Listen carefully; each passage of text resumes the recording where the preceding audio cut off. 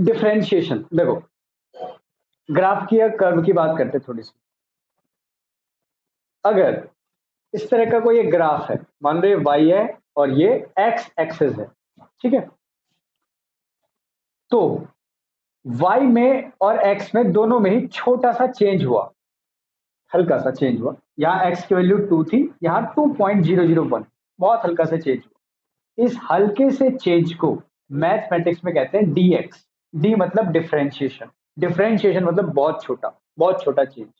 ऐसे ही y की value यहाँ पर कुछ थी, यहाँ पर चेंज हो गई, लेकिन जो चेंज है ये कैसा चेंज है, बहुत छोटा चेंज है, तो इसको हमने क्या बोल दिया, dy। dy मतलब बहुत छोटा चेंज y में। और ऐसे ही dx का क्या मतलब है कि x में बहुत छोटा सा चेंज।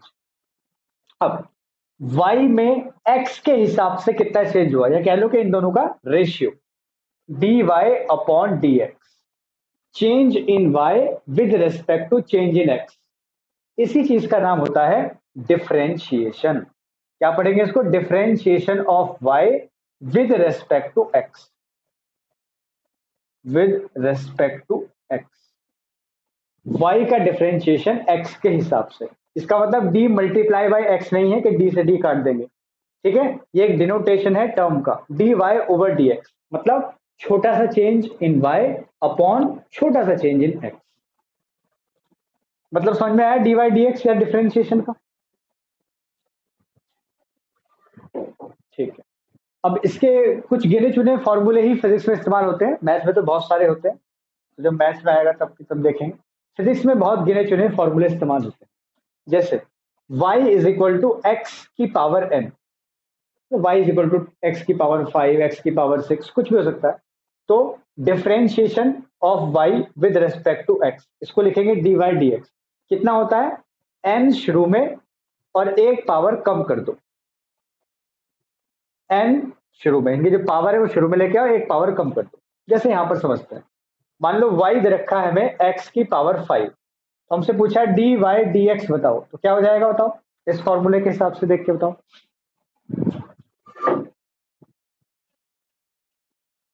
हाँ, 5x 5 माइनस 1 यानी कि 4 हो जाएगा, तो 5x टू द पावर 4 आ गई बात समझ में। हाँ, सवाल उठता है कि इसका यूज क्या है, फिजिक्स में इसका क्या यूज है। तो देखो सबसे बेसिक चीज मैं बता देता हूँ, पहले बहुत यूज है, सबसे बेसिक चीज, मान लो कि ये डिस्प्लेसमेंट है x, ये टाइम है चलो, और ये जो है ये डिस्प्लेसमेंट है, तो ये हो गया डिस्प्लेसमेंट टाइम। अब हमें वेलोसिटी निकालनी है, तो छोटा सा डिस्प्लेसमेंट, उसको हमने क्या लिखना है dx, छोटा हमें पता लग गया, मैथ में dx लिखेंगे, और छोटा सा टाइम, उसको हमने क्या लिखना है dt। तो बताओ वेलोसिटी कितनी होती है, डिस्प्लेसमेंट अपॉन टाइम, हो गया डिफरेंशिएशन का यूज। तो वेलोसिटी निकालने में इसका यूज होगा dx अपॉन dt, छोटी सी टाइम की वेलोसिटी, जिसको हम बाद में देखेंगे इंस्टेंटेनियस वेलोसिटी कहते हैं, ठीक है। हाँ, तो अगर कोई कांस्टेंट है, जैसे y is equal to 5x की पावर 3 है, और अब हमें बोला कि डिफरेंशिएशन करो, तो इस 5 का क्या करेंगे, तो आंसर क्या है कि इस 5 का कुछ नहीं करेंगे, इस 5 को एज इट इज लिख दो, 5 को एज इट इज, x की पावर 3 का करेंगे इस फॉर्मूले के हिसाब से, तो कितना आंसर आया, मल्टीप्लाई लगा दो, 3 शुरू में, x की पावर 1 कम, तो आंसर आ गया 15x स्क्वायर। मतलब x के साथ अगर कोई कांस्टेंट है तो उसको एज इट इज लिख देना है, ठीक है। तो ये बातें आप नोट कर लो, डिफरेंशिएशन किसे कहते हैं, रिप्रेजेंटेशन का तरीका क्या है। अब जरूरी नहीं है कि y और x हो, जैसे यहां पर देखा कि x और t है, तो इसको क्या लिख देंगे, dx ओवर dt, दो कोई भी वेरिएबल हो सकते हैं आपस में रिलेटेड।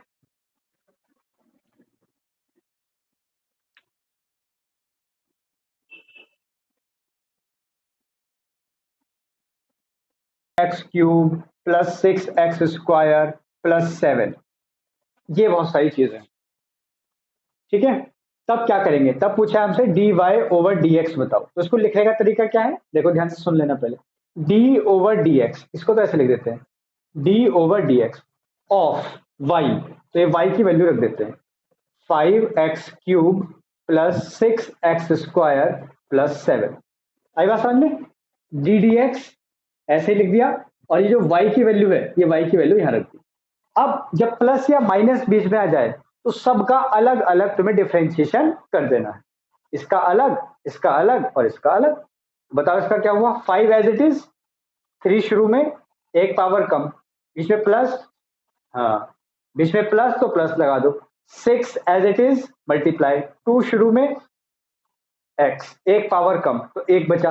7 का क्या होगा? ये तो अकेला कांस्टेंट है ना, अकेले कांस्टेंट का होगा 0। ना ना ना ना, भूल रहे हो, क्या होगा? 0। अकेले कांस्टेंट का क्या होगा? 0। ऐसा क्यों हुआ? देखो, जैसे मुझे करना है डी डी एक्स, यानी differentiation with respect to x of 7, अकेला कांस्टेंट है ना, तो इसको क्या लिखेंगे? 7 तो ऐसे लिखो। अब देखो, x की पावर 0 इंटू में लिख सकते हैं क्या? नहीं लिख सकते, क्योंकि x की पावर 0 की वैल्यू कितनी होती है? 1। तो 7 इंटू 1, आंसर तो फिर भी 7 आया। बोलो, ऐसा है ना? अब देखो, अब वही वाला concept, 7 as it is multiply, यहां वही x की पावर n, 0 शुरू में, एक पावर कम, तो आंसर कितना आया बताना इसका जरा। आया कि नहीं? 0। 7 इंटू 0 इंटू समथिंग, 0 से इंटू हो गया तो 0 तो आ गया। तो किसी भी अकेले, हाँ किसी भी अकेले कांस्टेंट का कितना डिफरेंशिएशन होता है? 0। ये ध्यान रखेंगे। हाँ, ये बात आप लिख भी सकते हो कि D over d x, x हो कुछ भी हो, ऑफ एनी सिंगल कांस्टेंट जिसके साथ एक्स थी कुछ नहीं आ रहा, उसका आंसर आता है 0। कैसे आता है वो मैंने यहां पर बता दिया। तो ये हो गया डिफरेंशिएशन 15x² प्लस 12x। ठीक है, इसको भी नोट कर लेना।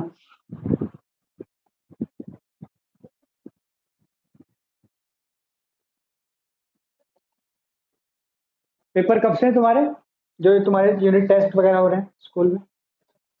26 से पक्का? अच्छा, 26 में जानता हूँ। तो आज क्या तारीख है? 9। 17 दिन। डेली क्लास चलाएंगे एक एक घंटे के ना, इसी टाइम पे। बाकी तुम्हारी रेगुलर क्लास जो चल रही है, जो चैप्टर चल रहा है वो चलता रहेगा। रिवीजन क्लास जो है, एक दो जो भी तुम लोग करना चाह रहे हो, तो वो इसी टाइम पे रिवीजन चलेगा। ठीक है, डेली तो हो जाएगा 17-18 दिन में। बिठा दो उसको।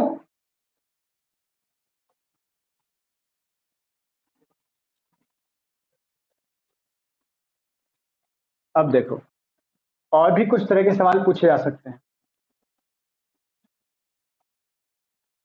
क्या सवाल हो सकते हैं?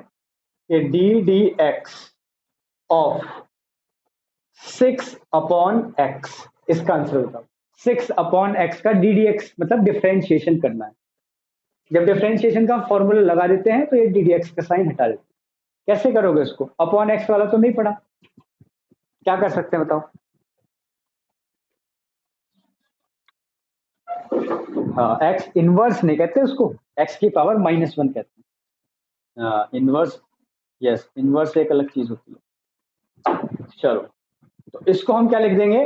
D over d x. पहले तो इसको ढंग से लिखेंगे, अभी इसमें फॉर्मूला नहीं लगाएंगे क्योंकि फॉर्मूला लगाने लायक ही बना नहीं है। 6 तो उसका कुछ कर नहीं सकते, एक्स ऊपर जाके तुम्हें पता ही हो जाएगा एक्स की पावर -1। अब इसका डिफरेंशिएशन करेंगे। 6 as it is multiply, power शुरू में, एक पावर कम, -1 -1 -2, तो आंसर आ गया -6 एक्स की पावर -2। क्या तो ऐसे लिख सकते हैं। अगली बात समझ में? हाँ, तो जब भी x या t या कुछ भी अपॉन में हो तो सबसे पहले डिफरेंशिएशन मत करो एकदम से, पहले उसको ऊपर लेके जाओ फिर डिफरेंशिएशन करो। तो एक सवाल, इसका आंसर बताना। डी डी वाई कुछ हो सकता है यहाँ, ऑफ 7 √y, इसका बताओ। D d y of 7 √y।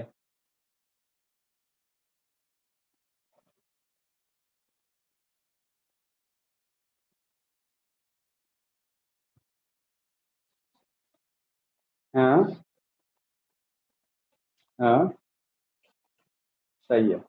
देखो, पावर में ही इसको हमें लिखना है। अब ये पता होना चाहिए कि अंडर रूट एक्स या अंडर रूट वाई, इसका क्या मतलब होता है पावर में, ये हमने 9th क्लास में पढ़ा भी था, एक्स की पावर 1/2। याद आया?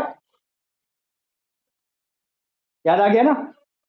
हाँ, तो अंडर रूट एक्स या अंडर रूट वाई, इसका क्या मतलब होता है पावर में 1/2। तो पहले इसको ढंग से लिख लो, अभी ऐसे लिखा रहने दो, d d y of 7 y की पावर 1/2। अब बन गया वाई की power n, 7 constant as it is, y की पावर x n क्या होगा, n शुरू में और एक पावर कम, 1/2, x नहीं है y है, -1। तो आंसर आया 7/2, y की पावर 1/2 -1, -1/2। इसको आप आगे भी लिख सकते हो, 7/2 ये नीचे चला जाएगा, प्लस हो जाएगी पावर, और इसको फिर से क्या लिख दोगे, आई बात समझ में नहीं? तो इसको वापस अंडर रूट में भी आप कर सकते हो। सारी चीजें इनकी प्रैक्टिस करना, मैं इसके सवाल भी भेजूंगा। ये अगर नहीं करा तो फिर फिजिक्स समझ में नहीं आता। चलिए आगे बढ़ते हैं और कुछ सवाल देखते हैं।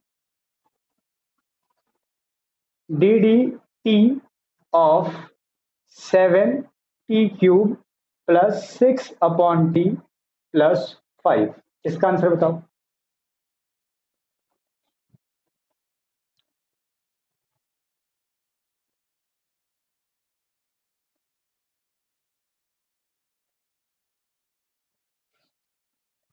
हम्म बिल्कुल सही। तो पहले कोई भी इसमें देखो कोई गड़बड़ तो नहीं है, तो आंसर है गड़बड़ है, ये नीचे आ रहा है। तो पहले इसको ऐसे लिखो डी डी टी, इसको ऐसे लिखा रहने दो, ये तो सही है। ये गड़बड़ है तो इसको ऊपर ले जाओ, 6t की पावर -1 प्लस 5। आप डिफ्रेंशिएशन कर दो, 7 एज इट इज, 3 शुरू में, एक पावर कम, प्लस 6 एज इट इज, -1 शुरू में, एक पावर कम, और 5 अकेला कांस्टेंट है तो अकेले का कितना होता है 0, ये तुम्हें याद हो गया होगा। तो 21t² plus minus minus 6t की पावर -2। ओके, समझ गए ना बात? तो इस तरह से कर सकते हो ना, सिंपल एक ही फॉर्मूला अभी तक तुम्हारे फिजिक्स में जो है यूज होगा, जैसे धीरे धीरे आगे होंगे तो धीरे धीरे बताते रहेंगे, 1-2 फॉर्मूले बस यूज होते, ठीक है। थोड़े थोड़े कभी कभी ट्रिग्नोमेट्रिक फॉर्मूले आ जाते हैं। तो दूसरा फॉर्मूला जो है वो ये है ट्रिग्नोमेट्रिक का, D D X of sine x, यानी कि साइन एक्स का डिफरेंशिएशन ये होता है कॉस एक्स। ऐसे ही D D X of cos X ये होता है माइनस साइन एक्स। ठीक है बच्चों? हाँ, तो ये सिंपल सी बात है, ये भी लिख लेना दोनों फॉर्मूले, साइन एक्स का प्लस कॉस एक्स और कॉस एक्स का माइनस साइन एक्स। ये ट्रिग्नोमेट्रिक डिफरेंशिएशन है जो तुम्हारे फिजिक्स में यूज होगा।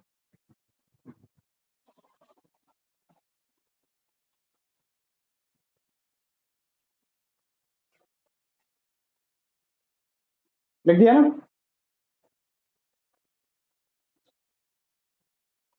हाँ, अब हेडिंग लिखेंगे चेन रूल, ये बहुत इंपॉर्टेंट है, chain rule. Chain rule, differentiation का चेन रूल लिखा।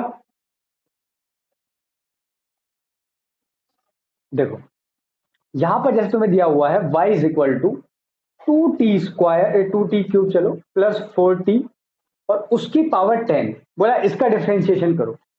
अब इसको तो एक्सपेंड करने का मैं फॉर्मूला नहीं पता, 10 का तो याद नहीं है, 2 का तो याद है, 3 का भी चलो याद है ना? तो इसको कैसे करेंगे, ध्यान से मेरी बात को सुनना, कैसे करेंगे। ये जो पूरा अंदर लिखा हुआ है क्या करना, ऑब्वियसली dy ओवर dt, पता लग गया ना, यहाँ y है यहाँ t है, तो क्या फाइंड करना होगा, dy ओवर dt। ठीक है, x होता तो dy ओवर dx। क्लियर है ना बात? हाँ ठीक, तो dy ओवर dt फाइंड करना है, कैसे फाइंड करें? तो आंसर है जो भी ये ब्रैकेट में लिखा हुआ है इस पूरे को t पढ़ो, मान लो कि t है पूरा, ये जो भी लिखा है, तो उसको क्या पढ़ा हमने, t की पावर 10, t की पावर 10। तो क्या आंसर आया, dy ओवर dt, y का ऐसे लिख दिया, क्या आंसर आएगा, सोचो पूरा t है, t की पावर 10, तो 10 शुरू में, और t की पावर 1 कम, ये तो आंसर आएगा, बोलो, है ना। t की पावर 10 का ये तो आंसर आएगा, 10 शुरू में और t की पावर 1 कम यानी कि 9। अब t जो था वो लिख दो यहां, 2t³ प्लस 4t।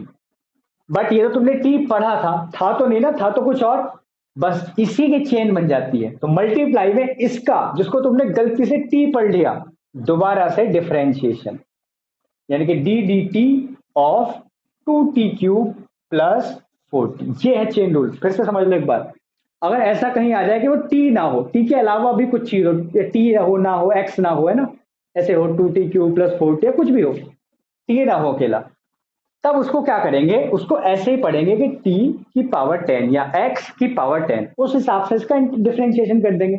10 शुरू में जो भी लिखा हुआ है ये, उसकी पावर 1 कम, फिर जिसको आपने गलती से t या x पढ़ लिया, उसका मल्टीप्लाई में डी डी टी या D D x what ever it is, दोबारा से डिफरेंशिएशन करते हैं।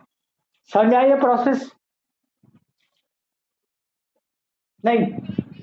हाँ हाँ, जिस t किसको एज्यूम करा था ये बताओ, इसी को किया था ना। हाँ, तो इसी का तो लिखा है मैंने, डिफरेंशिएशन करेंगे, नई लाइन से करेंगे, यहां सिर्फ लिखेंगे कि into differentiation of this term. आएगा समझ में? हाँ, अब करेंगे नई लाइन से। ये तो हो चुका है इसका डिफरेंशिएशन, इसको एज इट इज उतार दो, 10 2t³ प्लस 4t और उस पूरे की पावर 9। अब इसका डिफरेंशिएशन करेंगे, इसका तुम तो सिंपल करना आता है, 2 एज इट इज, 3 शुरू में तो डायरेक्ट लिख दो 6। समझ में आ गया 6 कैसे है? और t का कितना होगा, अकेले t का 1, t का कितना होगा 1, अकेला t हो या अकेला x हो उसका कितना होगा 1। ये कैसे पता? फॉर्मूला यही लगा है, फॉर्मूला में देखो कैसे हुआ, अकेले D D T of t, तो t को लिख सकते हो t की पावर 1, लिख सकते हो कि नहीं चलो बच्चों? अब देखो उसका, हाँ अब कैसे करेंगे, 1 शुरू में, वही फॉर्मूला तो वही है, 1 शुरू में t की पावर 1 कम, तो 1 माइनस 1 कितना बचा 0। और मुझे बताना जरा, t की पावर 0 की वैल्यू क्या 1 तो नहीं होती, है ना, किसी भी चीज की पावर 0 उसकी वैल्यू 1 होती है। तो 1 शुरू में t की पावर 1 कम, तो देखो अकेले t का आंसर कितना आ गया 1। ऐसे ही 4 तो कांस्टेंट था, वो तो एज इट इज रहेगा, अकेले t का कितना हो जाएगा 1, याद रखोगे? तो चाहो तो ये बात लिख भी सकते हो अलग से कि अकेला कोई x हो, t हो, कुछ भी हो, उसका हमेशा 1 हो जाएगा। ठीक है, अकेले कांस्टेंट का 0, अकेले वेरिएबल का 1, अगर उसकी कुछ पावर ना लगी हुई हो। फॉर्मूला वही है, डायरेक्ट याद रखने की बात है बस ये। नहीं आया समझ में? ठीक है, तो ये चेन रूल समझ में आ गया ना, कि ये जो t नहीं था इसका दोबारा से डिफरेंशिएशन, पहली लाइन में सिर्फ लिखेंगे, अगली लाइन में कर देंगे। अब एक और सवाल तुम्हें दे रहा हूं इसी टाइप का, पहले इसको नोट कर लेना फिर अगला करके दिखाना। x is equal to 5t plus 5t² plus 4t plus 3 की पावर 3, और फाइंड क्या करना है, साफ साफ दिख रहा है, dx over dt, dx over dt find करो।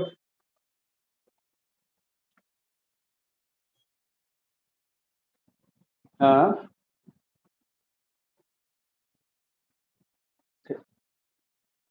10t प्लस 4, बिल्कुल सही,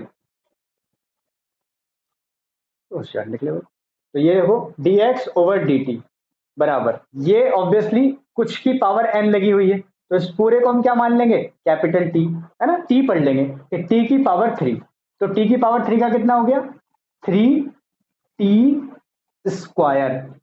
पावर शुरू में 1 कम, और t की जगह जो है वो लिख दो। ठीक है ना, यही तो बात थी।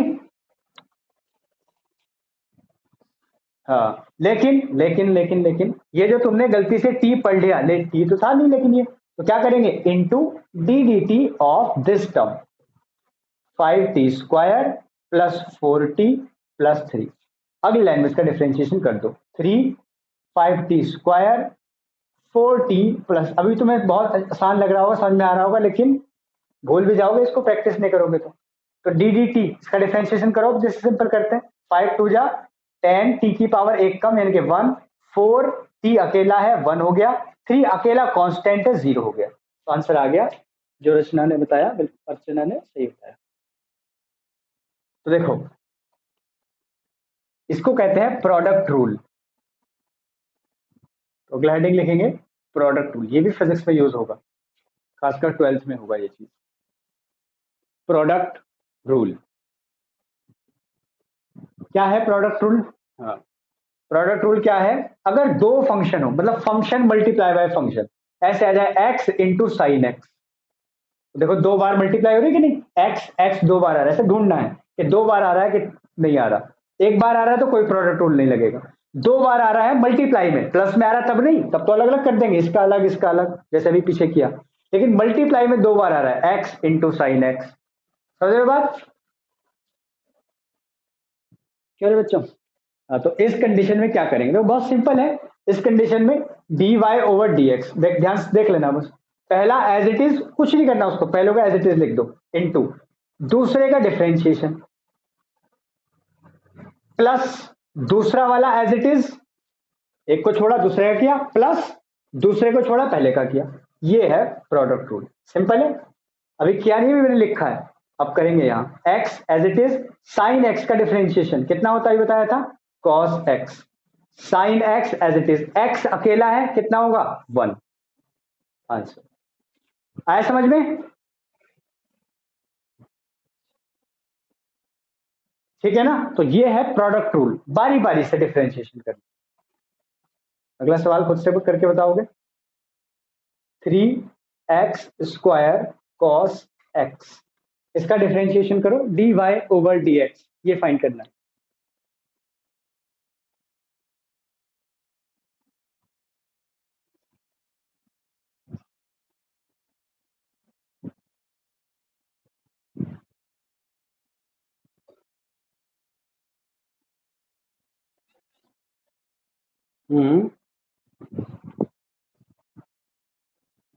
cos x 6x सही लग रहा है। हाँ देखो यहां पर हमने लिखा d y d x, 3 constant है, उसको कुछ नहीं करना, ऐसे बड़े ब्रैकेट में लिख के छोड़ दो, 3x² cos x, ये है पहला फंक्शन, ये है दूसरा, x² को छोड़ा, multiply D D X of cos x, पहला छोड़ा दूसरे का किया, कांस्टेंट बाहर रहेगा, plus cos x as it is, इसको छोड़ा दूसरे वाले का किया, यानी कि D D X of x², ऐसे किया ना, पहला छोड़ा दूसरे का किया, प्लस दूसरा छोड़ा पहले का किया। थोड़ी प्रैक्टिस हो जाएगी तो डायरेक्ट कर दोगे, मैं लिख रहा हूं ना तो लिखना नहीं पड़ेगा। x² cos x का कितना होता है, अभी हमने पढ़ा था minus sine x, cos x as it is x² का 2 शुरू में एक पावर कम, यानी कि 2x। आंसर ठीक है?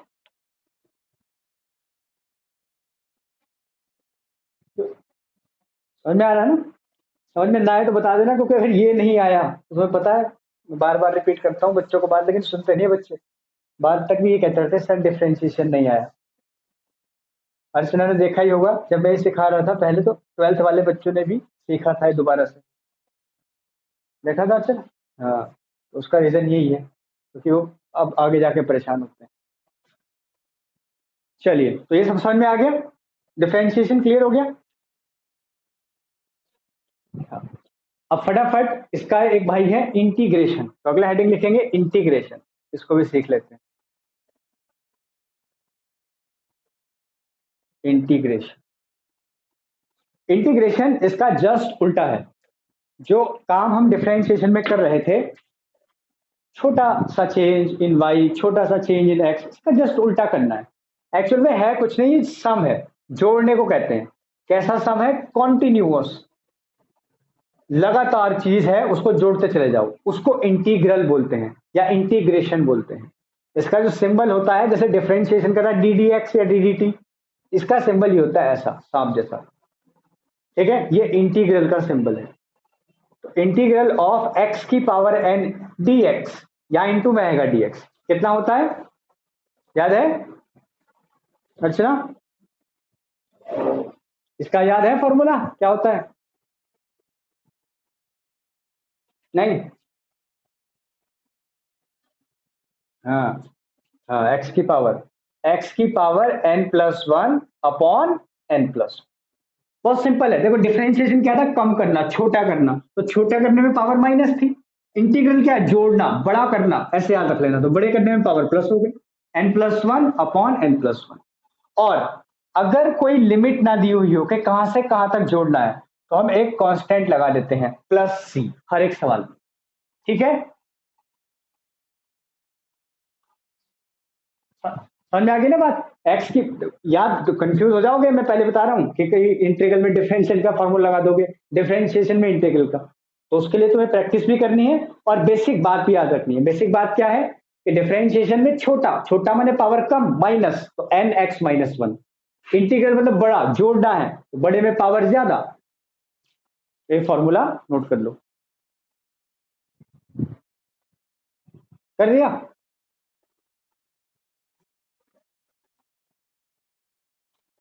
चलो, अब बताओ इसका आंसर क्या होगा फिर।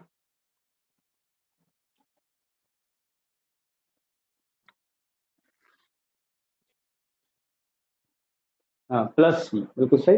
एक्स की पावर 10, तो 10 का क्या होगा, 10+1 अपॉन 10+1, यानी कि 11/11 और प्लस कांस्टेंट। समझ आ गया ना।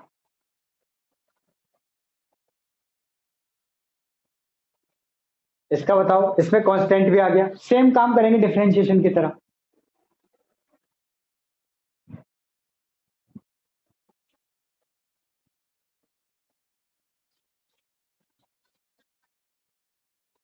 हम्म 6, जैसे डिफरेंशिएशन में किया था, कांस्टेंट का कुछ नहीं करना, यहां भी कुछ नहीं करना, छोड़ दो एज इट इज।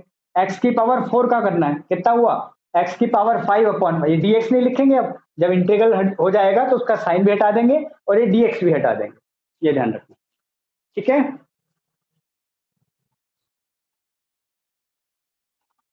चलो, अब इसका बताना जरा। पिछली बार तो जो डिफरेंशिएशन था अकेले कांस्टेंट का, वो तो जीरो हो गया था। इंटीग्रल क्या होगा अकेले कांस्टेंट का, 1, 1 क्या मतलब हुआ, यही तो मार खाते हो तुम लोग। देखो, यहां पर देखो, क्या लिखा है 5 और कुछ नहीं उसके साथ, तो x की पावर 0 लिख सकते हैं कि नहीं बताओ,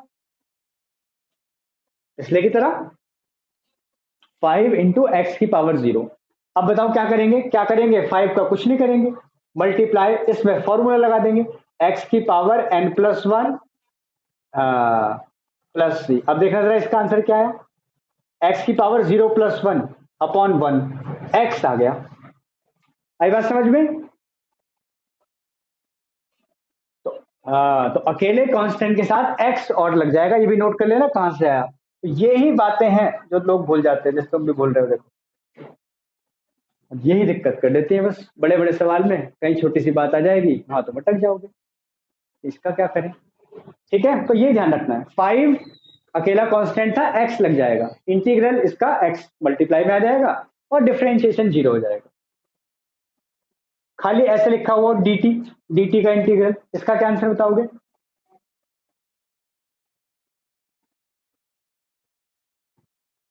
देखो,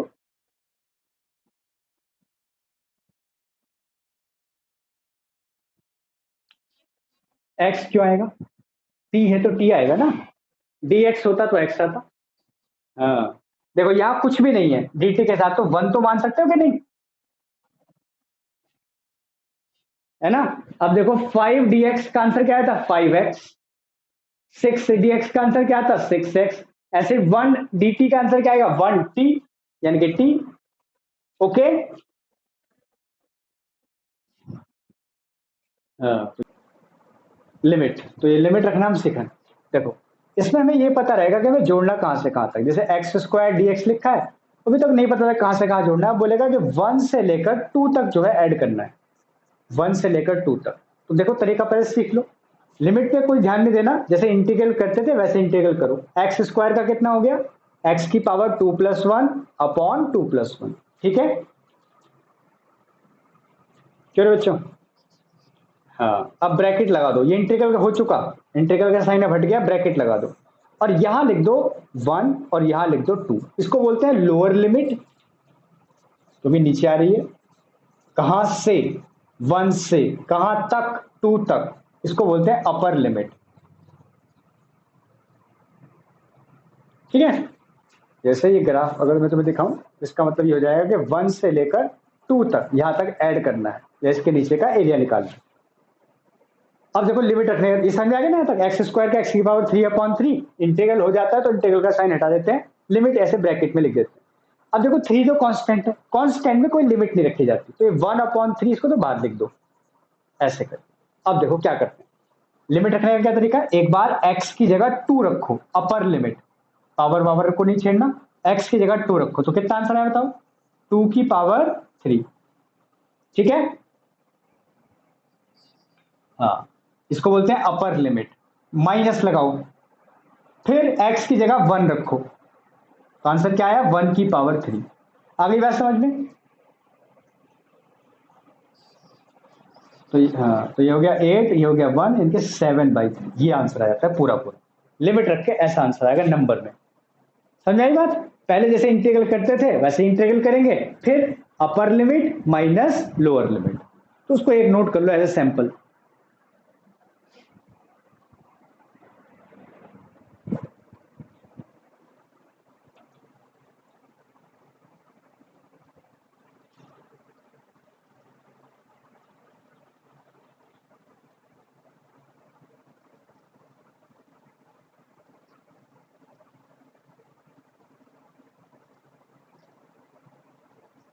और इसका आंसर बताना।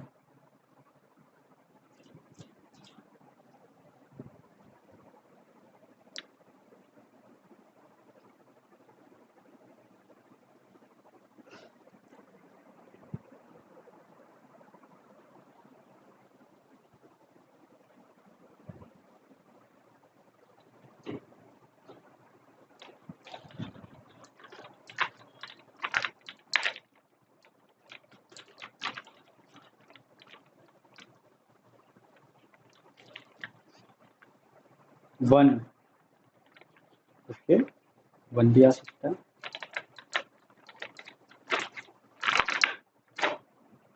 ठीक है, ये वाला लिख लिया, इसको तो मिटा दो ना।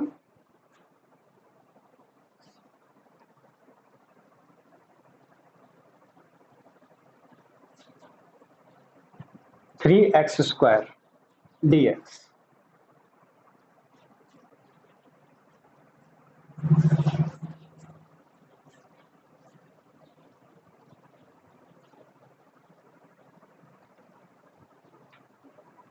यहाँ पे लो।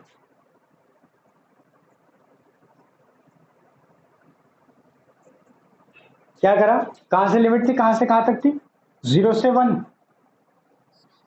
ओके, तो यहां पर देखो फिर से 3 आ गया, तो 3 कांस्टेंट है as it is, multiply x square का करेंगे x की पावर 3/3, और ऐसे लिमिट लगा देते हैं। ठीक है ना, क्यों बच्चों? हाँ, अब देखो फिर से मैंने जो बताया था कि 3 कांस्टेंट है अंदर वाला, तो उसको तो बाहर लिख दो, 3/3। यहां पर लिमिट रखो, एक बार x की जगह 1, तो आंसर आया 1 की पावर 3, माइनस एक बार x की जगह 0, तो आंसर आया 0 की पावर 3। 3 से 3 कट गया, बचा 1 माइनस 0, बिल्कुल सही आंसर तुमने बताया 1। आ गई बात समझ में? एक और क्वेश्चन,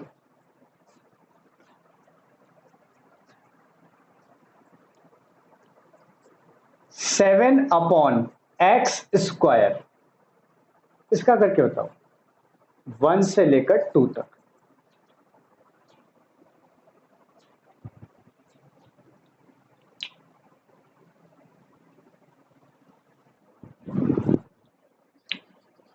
अब सही हो गई? ठीक है, तो 1 से लेकर, हाँ 2, अभी ऐसे लिखा रहने दो, 7 एज इट इज, इसको ऊपर लेके जाओ तो ये हो जाएगा x की पावर -2। अब बना है फॉर्मूला बनाने लायक। ठीक है, तो 7 एज इट इज, x की पावर -2 का कितना हो जाएगा, x की पावर -2 +1 अपॉन -2 +1, ये तो सीखा है फॉर्मूले में, है ना?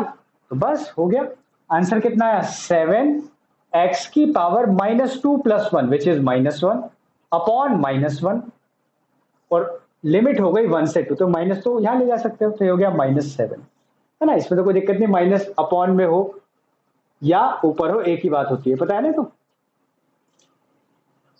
हाँ, तो x की पावर -1 इसको क्या लिख सकते हैं 1 अपॉन एक्स, ये भी पता है 1 से 2। अब रखो लिमिट -7, क्या रखेंगे एक बार x की जगह अपर लिमिट, तो 1 अपॉन x की जगह 2 माइनस एक बार x की जगह लोअर लिमिट, तो आंसर क्या आएगा 1 अपॉन 1।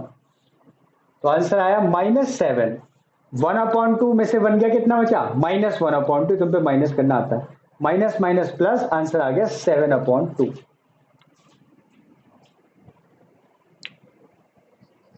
आई बात समझ में? कोई डाउट तो नहीं है ना? डाउट हो तो पूछ लेना, क्योंकि बहुत इंपॉर्टेंट बात इस टाइम चल रही है। आ गया? ओके, तो यही था बस इंटीग्रेशन, एक लास्ट बात इसके साथ और ये खत्म, बिल्कुल डिफरेंशिएशन की तरह।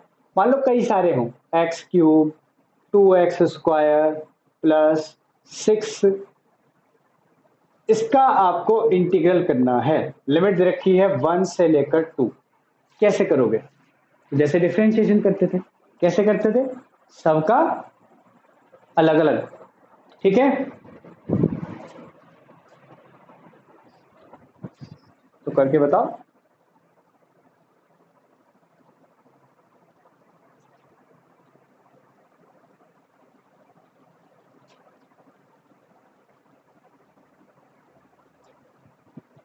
चलो देख लो एक बार। तो इंटीग्रल जब हम कर रहे हैं तो इसका साइन हट जाएगा, ब्रैकेट आ जाएगा, x है ना, x की पावर 3 का x की पावर 3 + 1 अपॉन 3 + 1 करना, तो इंटीग्रल है ना, इंटीग्रल का साइन लगा हुआ है, 4 upon 4 plus 2 as it is, x की पावर 2 का x की पावर 3, बिल्कुल सही। 6 का बताओ,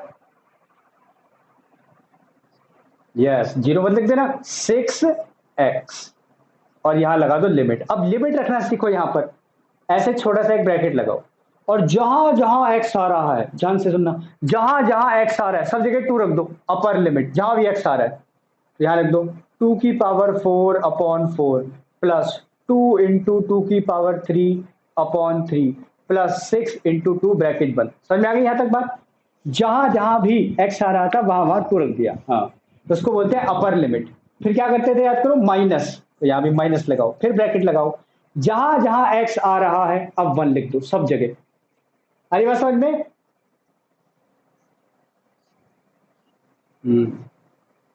तो ये लिख दिया 1, upper limit minus lower limit. जब बहुत सारे तो ब्रैकेट लगाना मत भूलना, क्योंकि तुम्हें पता है कि ब्रैकेट अंदर के साइन बदल देगा। तो ये हो गया 2 की पावर 4, तुम जानते हो 16 अपॉन 4, ये भी 16 upon 3, 6 2 12 minus 1 upon 4 minus plus minus 2 upon 3 minus plus minus 6। अब इसको सॉल्व कर लोगे आराम से, कर सकते हो ना। 16 माइनस 1, हाँ, 15 upon 4, 16 minus 2 14 upon 3, 12 minus 6 6, LCM ले लिया 12, तो ये आ गया 3 45, ये आ गया 4 56, ये आ गया प्लस 72। तो आंसर तो बहुत बड़ा आएगा इसका, 6 और 2 8 और 5 13, 8 और 5 13 4 17, 183 अपॉन 12, 3 से काट दो, 3 6 जा, 3 1 जा, 3 4 जा, 61 अपॉन 4, ये आंसर है। आगे बस, यस,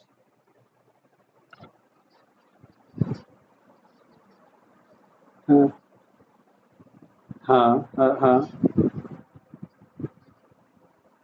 ना ना ऐसे नहीं रखना, बड़े कंफ्यूज हो जाओगे तुम लोग फिर।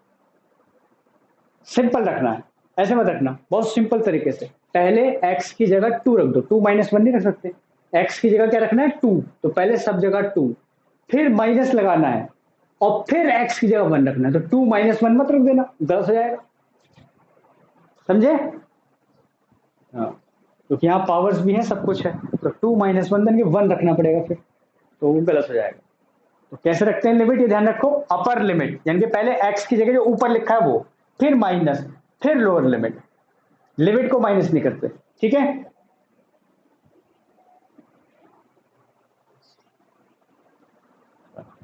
लिख लिया, ये लिख रहा है कोई?